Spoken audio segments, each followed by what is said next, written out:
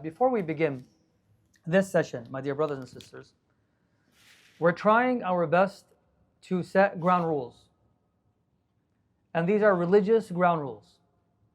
Allah subhanahu wa ta'ala, when speaking about talaq, He says, فَأَمْسِكُوهُنَّ بِمَعْرُوفٍ أَوْ سَرِّحُوهُنَّ بِمَعْرُوفٍ.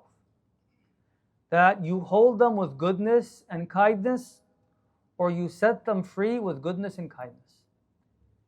Islam promotes beauty. For you as a Muslim, regardless if you're preserving this marriage or setting your spouse free, you do it with beauty. Divorces shouldn't be ugly.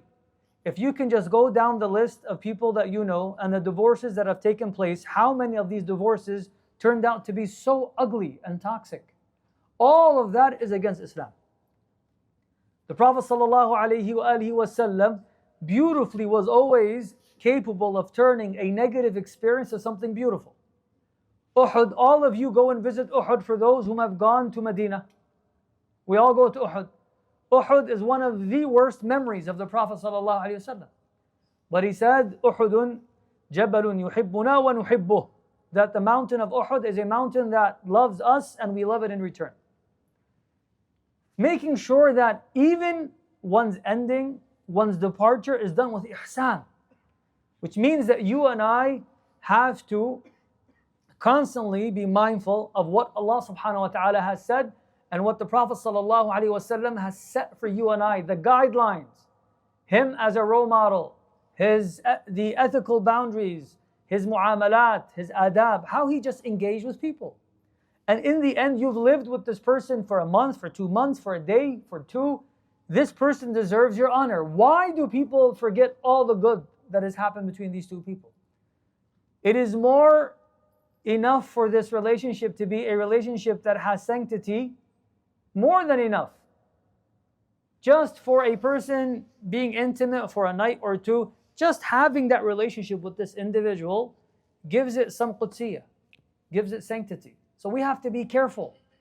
As a person is going through problems, make sure that Sharia is what guides you. Not people, not the court system, not families, not shayateen, not bad advisors. What does Islam say? And anyone that follows Islam eventually will be wronged. You will eventually be wronged.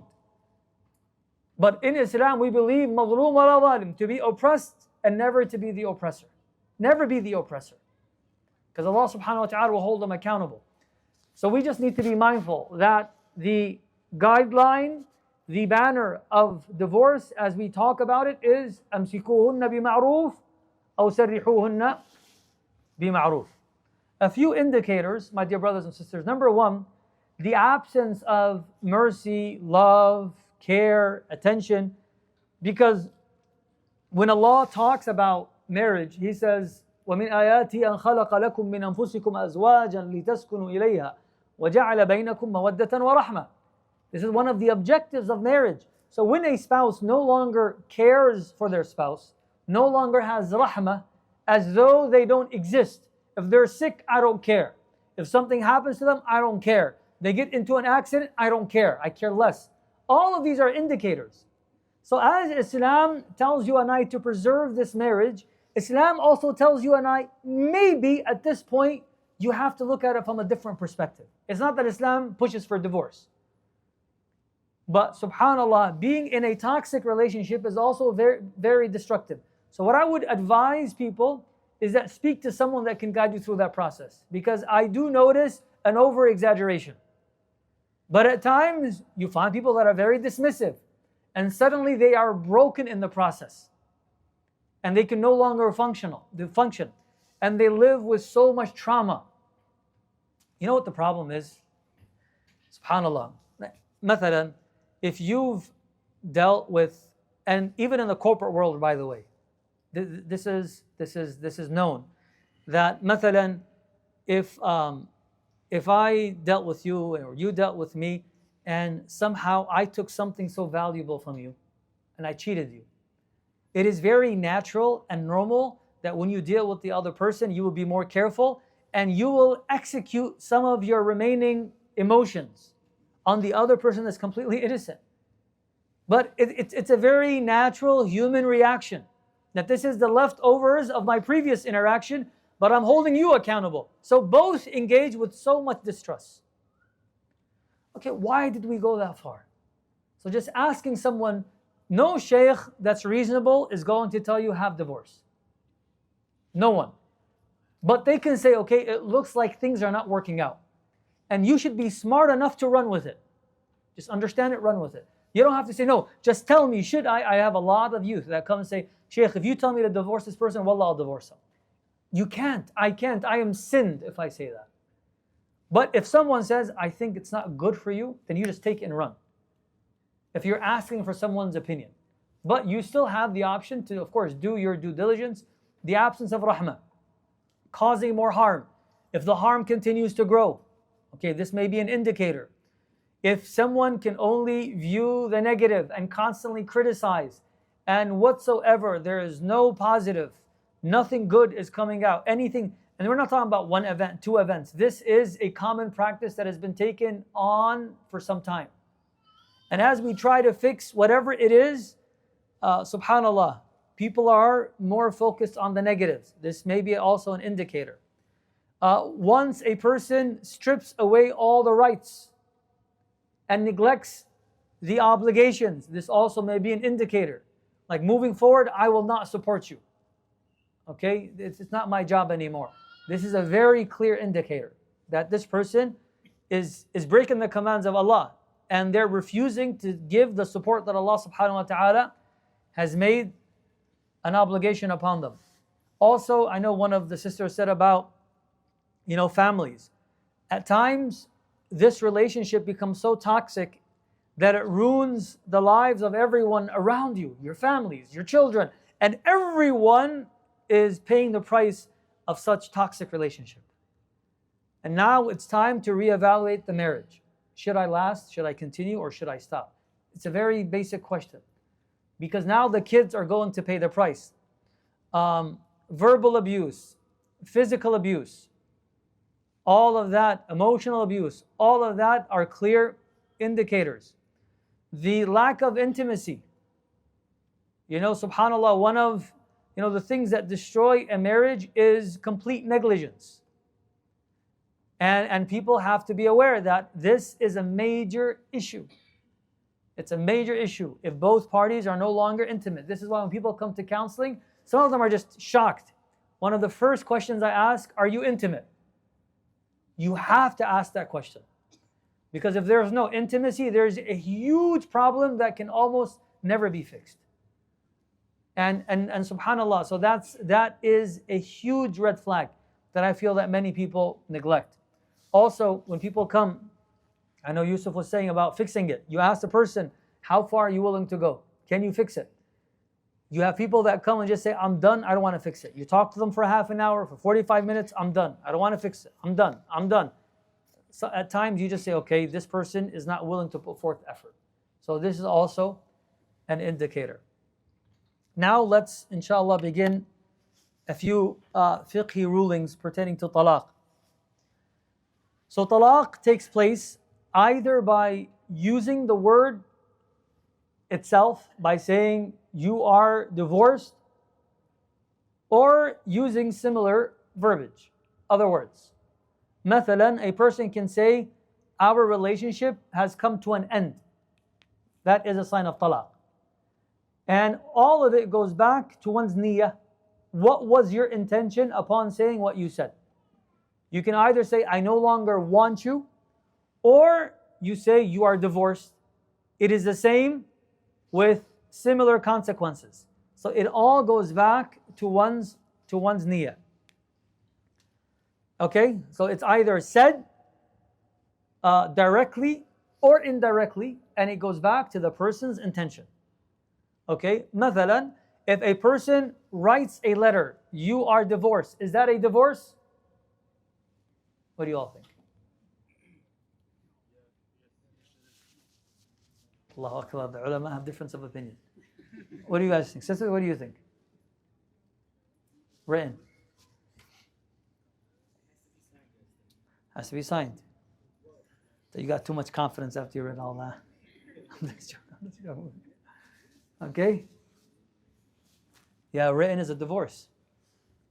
What's the difference between saying talaq or you write down you're divorced? It's the same thing. Exact same thing. So they call it الطلاق أو الكناية بالطلاق, or using any other word that is very, very similar. But the main thing is that divorce was clearly indicated. Like the meaning of it. The meaning of it was clear, the gist of it was clear, and of course, it's considered to be a divorce. Okay, please try your best. This information is like a one-time thing. If you understand it well, it's just good to know from a fiqh perspective. It's so beautiful just to understand Islam and how Islam goes about it. Okay? If someone doesn't understand, please just tell me before we move on. But hopefully, inshallah, I'll try my best to explain it. So there are two categories of talaq. There's talaqun raj'i, which is revocable, right? And then the second one is what? Talaq ba'in, irrevocable. So talaq raj'i, it means that there's still room to fix it. Min al-ruju'. So it's revocable. So you say talaq, but you can work on this again to make it continue. Or a type of talaq, a category of talaq where you say you're divorced and it's all over. We're going to explain, but just remember, there's two types. It's called raj'i, which is revocable, and ba'in, which is irrevocable. Okay, these are two types of talaq. Ruju', the raj'i talaq, okay, which is revocable, happens if talaq is from a man to a woman. Okay? If the guy says you are taliq for the first time, okay, can this talaq be revocable? Yes, right? It's the first time. So that's raj'i, ruju', coming back. And the way to make ruju', to make it revocable, is to say, I want you back, or anything that may indicate that. It can be a kiss, a hug, that indicates, okay, or I'm sorry. Like, does the man have to say, I want you back and I am doing ruju'? No. Anything that may indicate that I want you back. If someone comes and says, I know I rushed and I said, you are divorced, I am sorry. Yalla, let's work on it. These are also indicators. So that which is revocable happens after the first divorce and the second divorce. 2 times. After the third one, it becomes irrevocable. Right? 3 divorces 3 times, you can't. That's it. It's over in the third time. So it's revocable. It's called raj'i. It's called raj'i. If it's the first divorce, the second divorce, and it's within the iddah period. The iddah period, we said, if you had to give it a timeline, is 3 months, right? So within these 3 months, I can fix it. When does it become ba'in? We're going to explain now. Now the irrevocable has major and has minor. This is the ba'in. Okay, so we finished the raj'i. Very simple. Someone divorces and they want the first time, the second time, and they want their wives back within the first 3 months, then you just say, I want you back. That's raj'i. Ba'in now has 2 types, major and minor. What is the minor? Before we get the major. Major, it means it's done. Okay, so I think that's okay. I think that's understood. طلاق البائن الكبرى is like خلاص. It's the whole marriage is over. And there's no way out. What is the minor irrevocable marriage or talaq? It's when a man divorces his wife and the iddah passes by. So 3 months. So after 4 months, the guy comes back and he says, I want you. Does she just go back? No. This talaq was khalas, legit after the iddah. And the only way for her to return back into this relationship is with a new mahar and a new aqd. A lot of people go wrong with this. There has to be a new aqd. This is why it's called baynuna sughra, a minor ba'in. So irrevocable minor divorce. Okay? Does that make sense? So al-ba'in, which is irrevocable divorce, there's major, which is the end of it. There's no way back in. The minor one is that the iddah goes by, the relationship is not working out, comes back a year later, they want to get back together, they have to perform a new aqd and a new mahar. Okay. What happens? So after the iddah, the lady can say, I just don't want him anymore. Okay. What if within the iddah period, the guy comes and says, I want her, but she doesn't want him? Then what happens?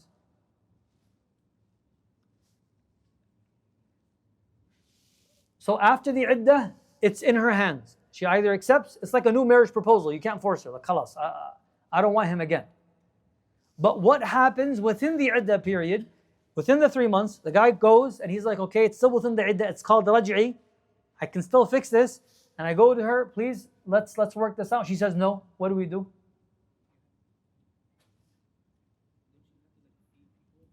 Who has to feed people?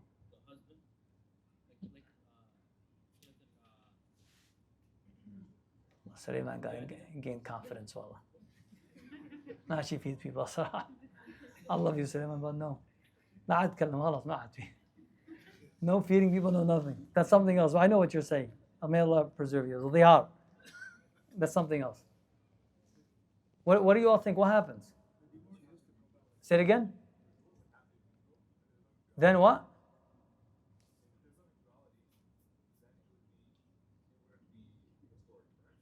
I can't hear you, Allah. He's saying mutual. It has to be mutual. It has to be mutual. I know, but it's not mutual now. That's my point. Then what happens? But it's still within the iddah. Sisters, you don't know the stuff? Huh? No one knows? Go ahead. Oh. You can't answer. I mean, I'm just joking. Go ahead. The talaq doesn't count? She has to go back. Then what happens? Because she doesn't want him. Okay. So we're going to talk about that some other time.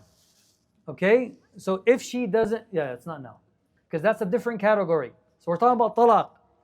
If talaq is the guy's right, khul' is the lady's right. So now it's no longer called a talaq. It falls under a different category, which is called khul'. We're going to talk about it some other day. Okay? But it's no longer talaq, because talaq, the guy pays the price for the decisions. Khul', the woman is responsible for a lot of her decisions. So there are different responsibilities, because the guy wanted the marriage back. And she says, no, I'm just done with it. So there are different consequences. But again, it falls into a different legal category. But it does happen Islamically. And it is allowed. So again, two categories. You have, let's just use the Arabi.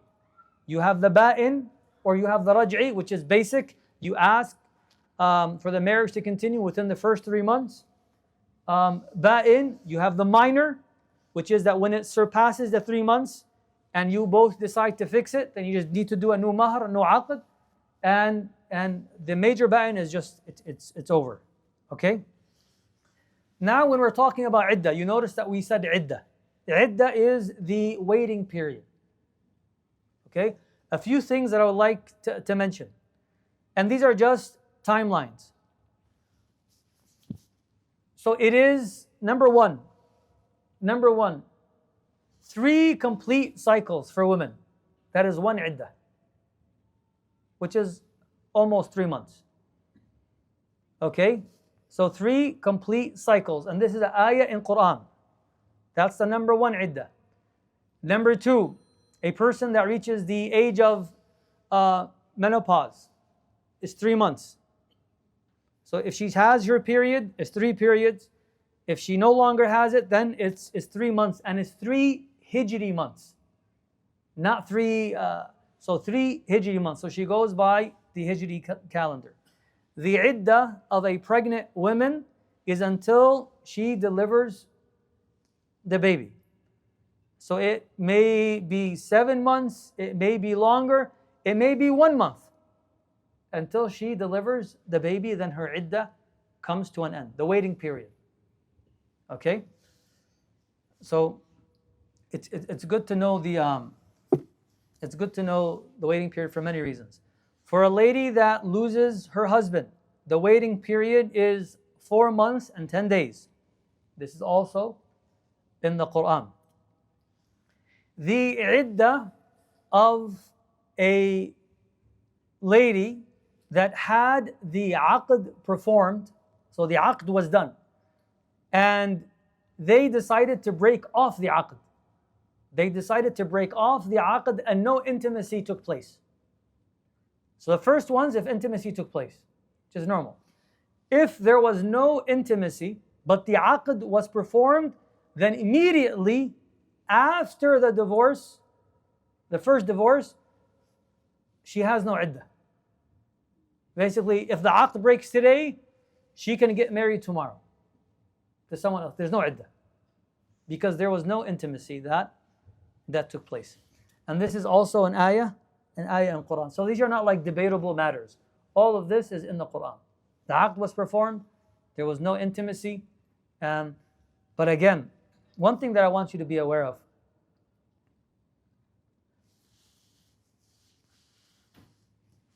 Yeah, there's no iddah, but there are legal consequences. Okay? So right now, if a man divorces a woman before they were intimate, so the aqd was performed, and they divorce, exactly what I just said earlier with the iddah. So she has no iddah, right? We made that clear. No waiting period. But if a guy divorces a woman and nothing happened, there was no intimacy that took place, she immediately deserves half of the mahr. The mahr al-mu'akhar. She deserves half of the mahr. Okay, the late mahr. Whatever that is, whatever agreement they have. Okay, let me ask you a question. What if they were together in a hotel room, okay, but they were not intimate? Oh, no, sorry. Yeah, so the first one is nothing happened. What if they were in a hotel room, complete privacy, but they were not intimate?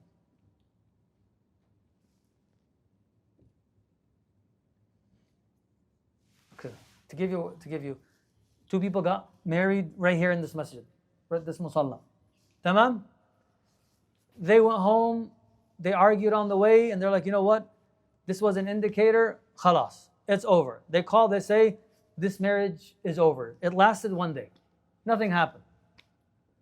We tell them, okay, just because you're married for that day, you have to give half of the mahr.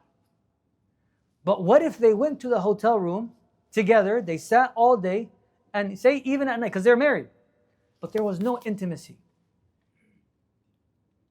What mahr, how much mahr is she given?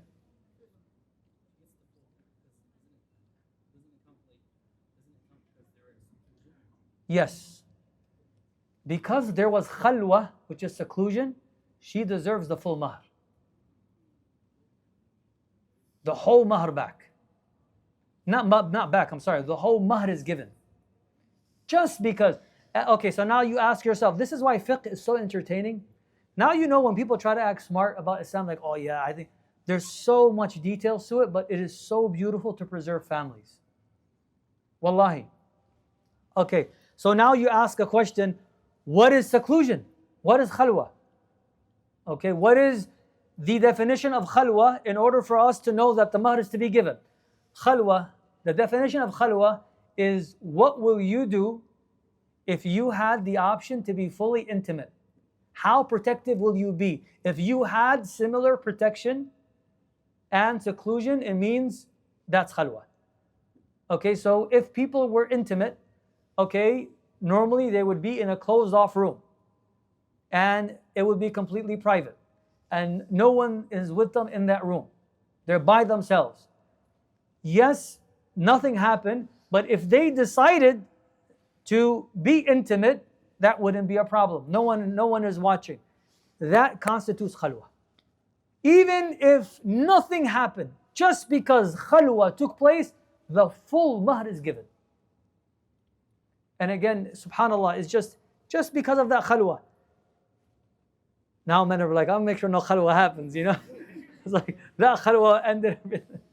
I know what you guys are thinking, that's why. Go on. Say it again.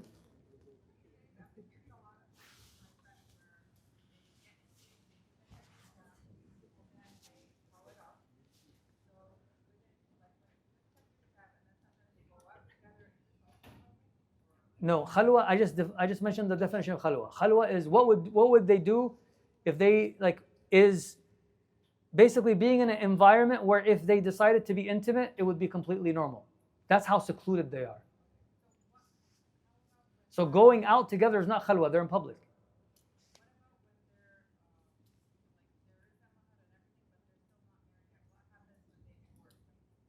How are they not married yet?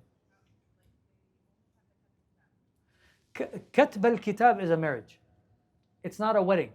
So there's a aqd and there's walima. Walima is announcing the wedding. That's a different fiqh ruling. Okay? By doing katb al-kitab, you are officially married, but not culturally married. Because cultures wait until the wedding day. But are you considered to be a married couple? Yes. So all the rulings apply. I just want to explain that. So what was your question now?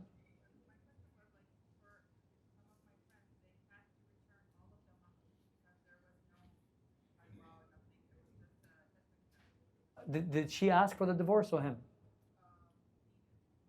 Well, your friends need to come to Ummah.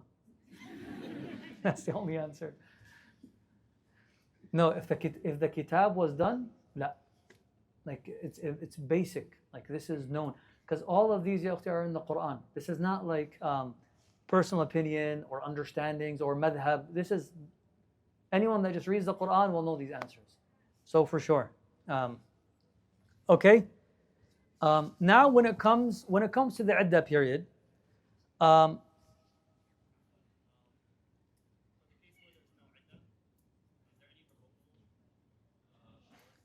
like what?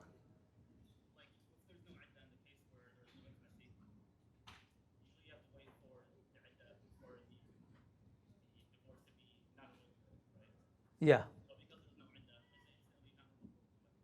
Oh, you mean for like the first? Okay, that's a very good question.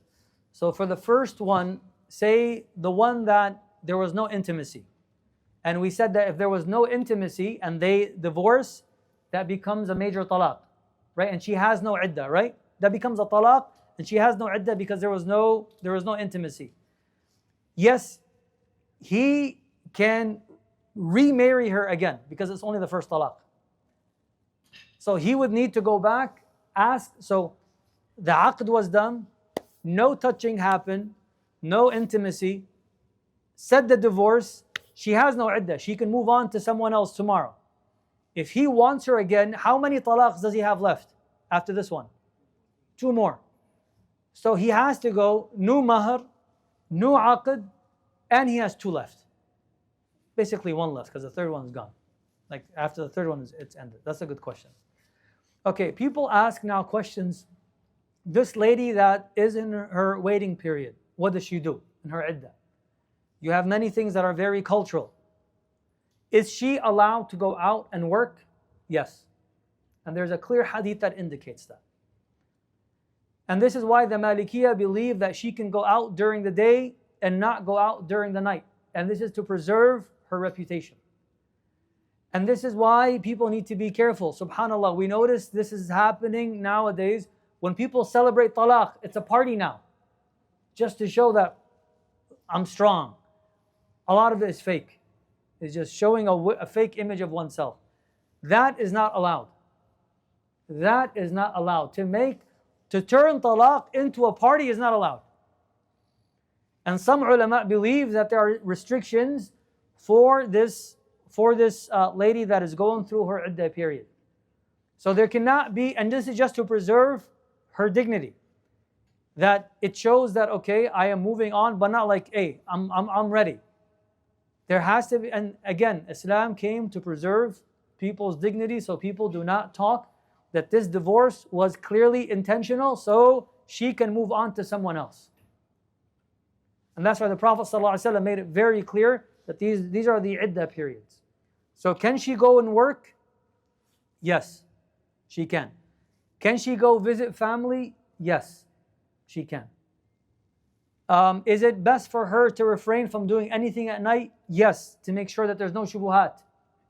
There's nothing that Islam truly believes in preserving honor. And anything that may ruin someone's reputation. At times we may not know what's best for us. So Islam reminds us, be very careful.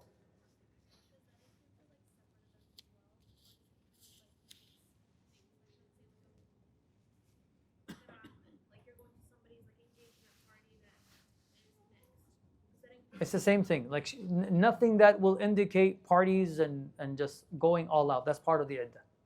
So if it's mixed or non-mixed, she has to be very careful.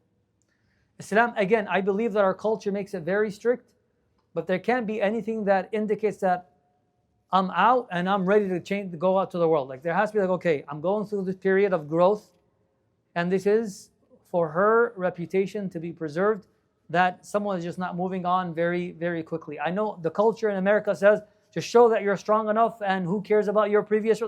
Islam does not support that, and all that is against Islam. Go. If a guy initiates talaq raj'i, and then let's say 2 weeks later he says, I want to fix it, but then he says it again that he wants to talaq, does the iddah timer restart from 3 months from that second one?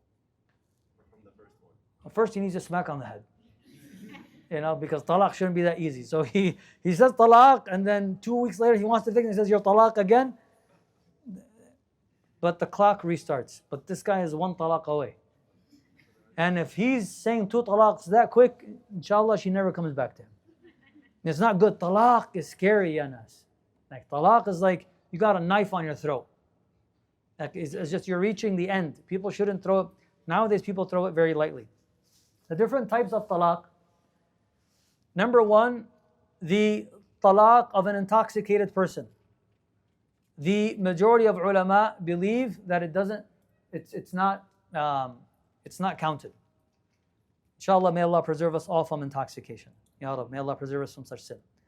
Number 2, talaqul hazil. Talaqul hazil is someone that jokes around with divorce. It's very serious. Never joke around with divorce. You can't just look at your wife and just say, you know what, anti talaq, and you're laughing. If you do say that, jokingly, the divorce counts. Islam does not even want people to utter it. Like it's not a place of joking around. People's lives are on the line. And people's future, people's dignity, and once it is normalized by joking, and then it really gets serious. So you are not allowed to joke around with talaq. If you say it jokingly, it counts as well. Okay? And then she has to do the whole iddah. Okay, that's number 2. The talaq of an angry person. Of course, there's difference of opinion. The Prophet ﷺ says, لا طلاق في إغلاق. There is no talaq if something is locked. And some ulama believe that which is locked is your mind, your brain. And it only happens through intoxication. This is one interpretation. Some of the ulama believe that a person was so angry that they can no longer think straight or get there. Like some of them don't even know what took place. They say talaqul ghadban does not take place. Let me tell you this. Ibn al-Qayyim mentions, alayhi rahmatullah, he says your anger has to be so great that it reaches the level of intoxication. Because if you talk to an intoxicated person, say, Wallah, I never knew what happened. But if someone says, I was upset because I was disrespected and I divorced, then it makes sense. Like it does count. Because you are asked to control yourself. No one's going to divorce smiling. And then you were wrong to begin with to divorce at that moment. You had to wait. Remember we said it has to be like you have to wait. Is she on her period? Is she not? Just to give yourself some time. So it's not that anyone that comes, because a lot of people come and just say, Sheikh, I was angry and I don't think it counts. It's not true, it counts. I'm going to tell you all a few things as we move on. And this just shows you that fiqh is so necessary because you have different cases. Okay? And the faqih has to assess. And this is why learning a book is one thing, but living people's problems is something completely different. So we tell people this is the ruling. Okay? Like say if you come to me and you say you're angry and you said talaq. If it's the first divorce, the rule would be that she is talaq and you have to pay the price for that. Because you have to learn to never say that word again. And you are responsible. But now what happens if it's the third time? Now you have a family to preserve. So you go and you take on different opinions and different understandings just to preserve this family. And Islam allows such flexibility. This is why the person that you're going to ask is very crucial. When people come to me and they say for a fatwa about talaq, I just tell them, take this and run with it and don't ask someone else. And if I believe I have a point of view that may be stricter, مثلا, say Sheikh Ali Sulaiman in Canton is very qualified. You know, one of our greatest mashayikh in Michigan. And I know he's flexible in something. So this person calls me and asks for a fatwa. I know what I am certain of, and the fatwa that I believe in will destroy that family at that moment. But this is what I believe. So do I share what I believe, or do I send them to someone that I know is qualified and will assist them? So I immediately say, I'm not going to give you. I'm going to send you to Sheikh Ali Sulaiman. Ask Sheikh Ali. And whatever Sheikh Ali says, go with that fatwa. And I already know what Sheikh Ali's fatwa is. Islam allows all of that. Because understanding the challenges, the circumstances, family dynamics, all of that is part of our fiqh. But you get it, it's like, if it's the first one, you won't analyze it as much. If it's the final one, then you try to break down the anger. To see, okay, can we still fix this family and keep this family united? Okay. There's another talaq which is called talaqul mal. So we got anger, inshallah makes sense. Talaqul mal. Who can tell me what talaqul mal is? The talaq of wealth. Don't Google it. Go ahead. Do you know what religious is like trying? Okay, go ahead, ya Habib. He doesn't spend, he's stingy. Okay.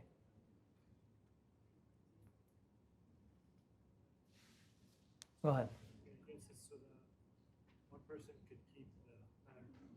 One person can keep the mal. Very good. Sisters, what do you all think? Go ahead. He stops providing for her financially. Okay, go. 50-50 concept, no. What else? Anyone else? Talaqul mal? Tafadhali. When he has no money to spend? No. Okay. To divorce because of poverty. That's a good one, but no. Okay. Talaqul mal. Pay someone to go divorce. You pay the lawyer. Stop paying lawyers. Wallah, they get you all good. Talaqul mal is when the lady wants a divorce and she goes to the guy and she says, I'll give you this amount to divorce me. That is permissible.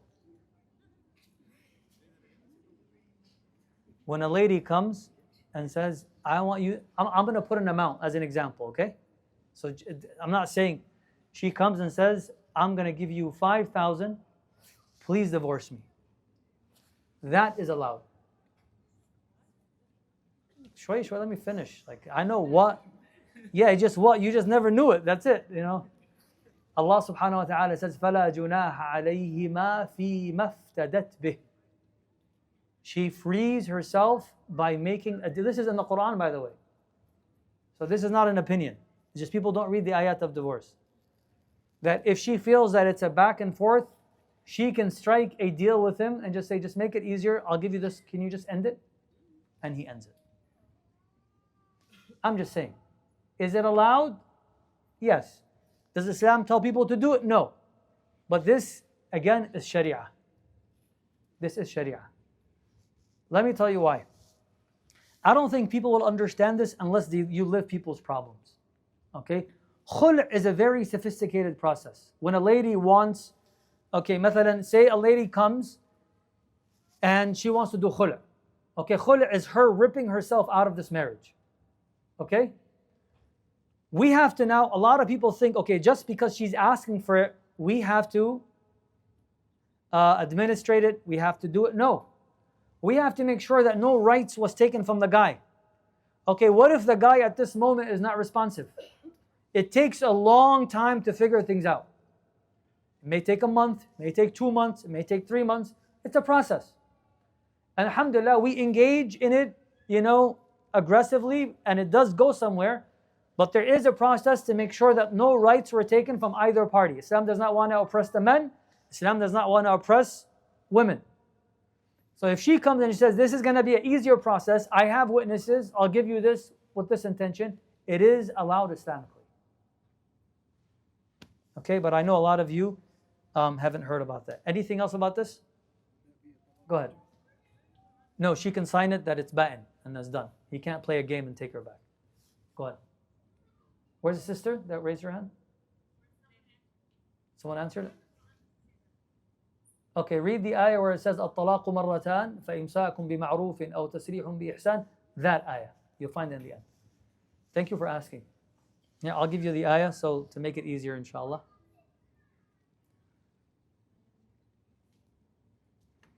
Any other questions about this? الطلاق مرتان is ayah 222 Surah Al-Baqarah. 222 Baqarah. Go ahead. Doesn't have to be monetary. It's whatever agreement. I just gave you an example.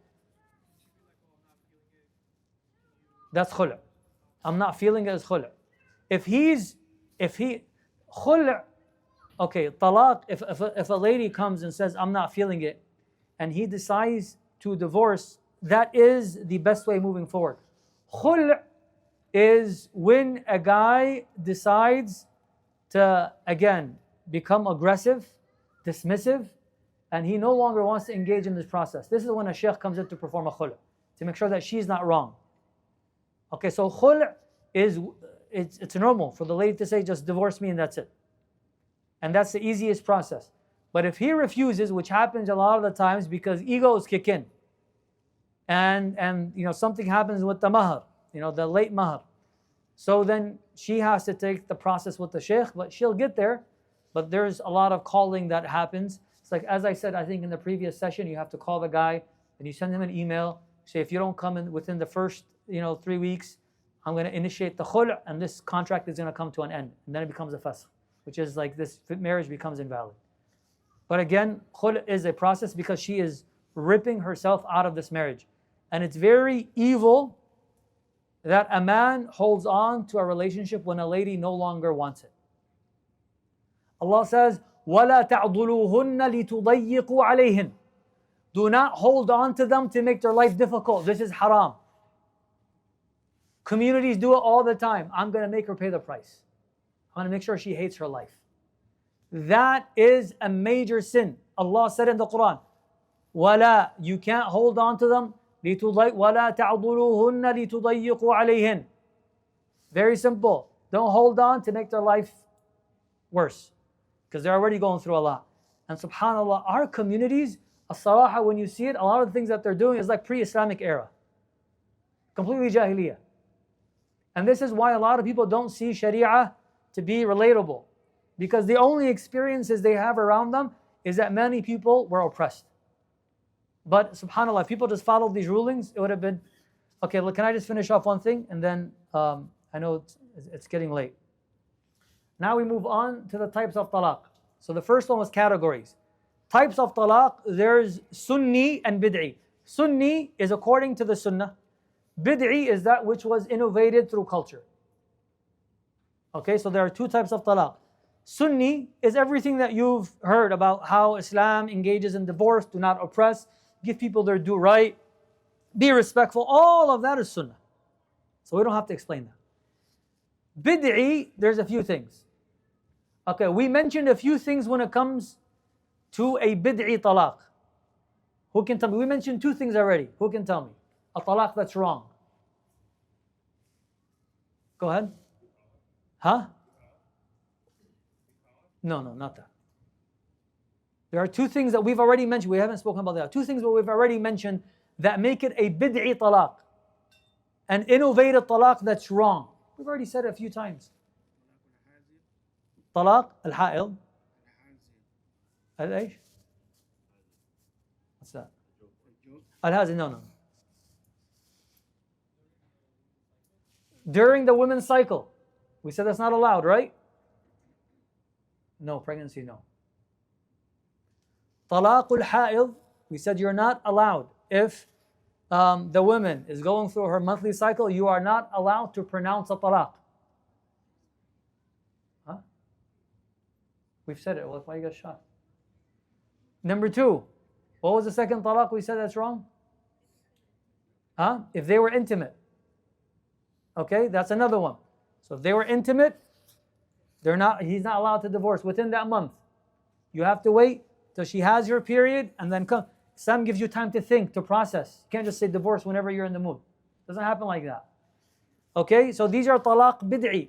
The third one, the third talaq is 3 talaqs in one sitting. People take this so lightly. Do you know that all the 4 madahib believe that 3 talaqs in one sitting is considered 3 talaqs? People just say, Anti talaq. You ended the whole marriage. The 4 madahib believe in that. And it's wrong. You're not allowed to pronounce 3 talaqs. You're not allowed Islamically to do so. But it's considered a divorce.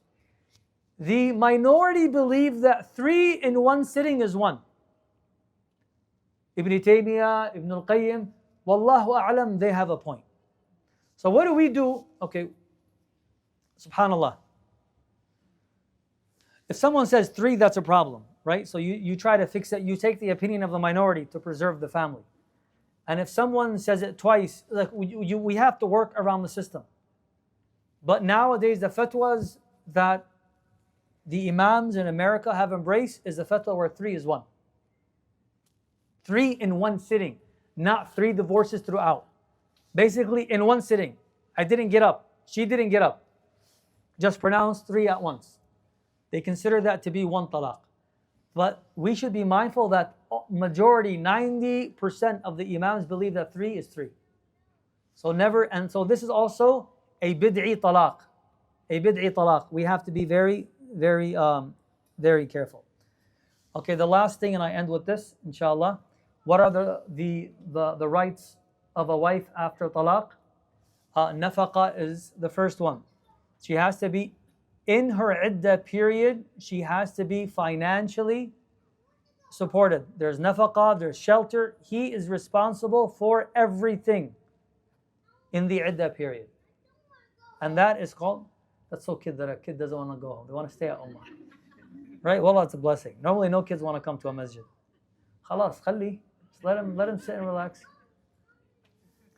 Number 2 is the mahar. The mahar has to be given. Wallah, that is the cutest thing. Don't worry about it. Let her. Let her. It's okay. Okay. Al-mahar. I think it makes sense. That's her right. Mahar, people give it as if like, oh, yalla, I'm going to be nice. No, mahar is her right. You have to give it. It's an obligation. This is her right. Number 3, al-mut'ah. People neglect the concept of mut'ah. Okay? Mut'ah is necessary. And this is why when you're asking for a sheikh's opinion, ask someone that has knowledge. Because some of the muhur, what if, there's a difference between a marriage that lasted 1 month and a marriage that lasted for 20 years. Okay? Does she just leave this marriage after all of the contributions and sacrifices with the mahar? Just the mahar that was written on the document? No. The mut'ah comes in. It's not the marriage mut'ah that we said is haram. No, here it's called mut'ah in the Quran. Matti'uhun. على الموسع قدره وعلى المقتر قدره. So it's Quranic terminology. Mut'ah is to assess the marriage and to say you've been married for this long, and based on all the contributions and dedication that this wife has put into this marriage for the kids and for the husband, she deserves this. And there comes the ruling. And again, it differs from a 1-year marriage or 5 months marriage and a 20-year marriage. This is where people go wrong. They're like, oh, Islam just says mahar. Yeah, because the concept of mut'ah is not fully understood. Islam does not support the 50-50 model. That is haram. 50-50 in Islam is haram. Either party, might get more. But it has to be through the concept of mut'ah. That based on my assessment of this marriage and all the years, they deserve this. Okay, that person has assets and properties and wealth. She deserves this, but going to the right person that has the right knowledge. So again, there's mahar is her right, mut'ah is her right. If the mother is the main caretaker of the kids, then you are not only providing for the kids, but you're also providing for her taking care of the kids. That is also called nafaqatul awlad, because she's putting time into that. So that's on top of all of that. Inshallah, we'll talk about khula next week, bi'idhnillah.